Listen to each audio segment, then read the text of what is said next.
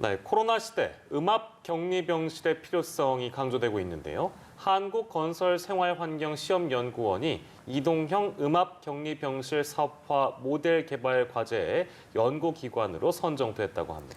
네, 오늘 박진영의 출근길 인터뷰에서는 건설환경연구원 박재성 책임연구원을 만나봅니다. 박진영 기자 나와주시죠.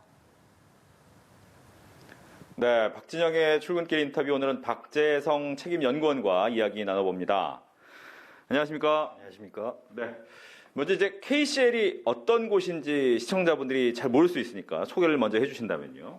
예, 저희 KCL은 올해로 창립 50주년을 맞이했고요. 총 1000여 명의 연구원이 종사하고 있는 국내 최고의 공인 시험 인증 기관입니다. 저희 KCL의 업무 범위는 크게 세 가지로 요약할 수 있는데요. 첫 번째는 다양한 산업 분야, 산업 제품들에 대해서 국제 또는 국가 표준에 의해서 공인 시험 평가를 수행하는 것입니다. 두 번째는 여러 정부 부처로부터 발주하는 국책 연구 과제를 수행함으로써 우리나라 과학기술 발전에 기여하고 있습니다. 마지막으로는 한국형 시험 인증 시스템을 해외에 수출함으로써 국내 기업의 글로벌 진출에 직간접적으로 지원하고 있습니다. 네. 이 세 가지 일 중에서 두 번째 얘기하셨던 국책연구기관이다. 그것 중에 하나가 이제 이동형 음압격리병실에 대한 연구기관으로 선정이 됐다고 들었습니다. 어떤 의미일까요?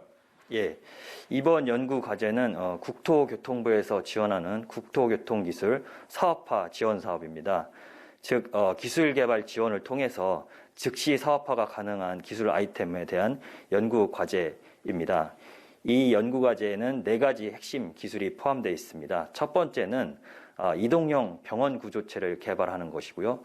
두 번째는 음압 설비 그리고 병실 유지를 위한 각종 기계 전기 설비 시스템에 대한 최적화 설계 기술, 그리고 최적화 설계에 따라서 실제 설비 시스템을 제작하고 설치 운용하는 기술, 그리고 마지막으로 여러 요소 기술들이 포함된 이 이동형 음압병실을 종합적으로 성능 평가하고 표준화된 모델 기술 지침들을 개발하는 것입니다. 네.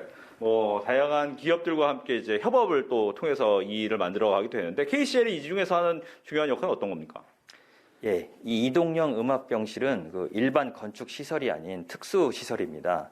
이 특수 시설이 갖추어야 할 여러 가지 기술과 요구되는 성능들이 있는데 이러한 기술과 성능들을 데이터화해서 정량화하는 것이 저희 KCL의 역할이 되겠습니다. 네.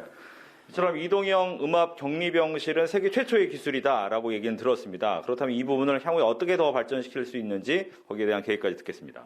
예, 이번 기술 개발에는 2가지 핵심 포인트가 있습니다. 바로 이동형이라는 것과 다용도라는 것인데요.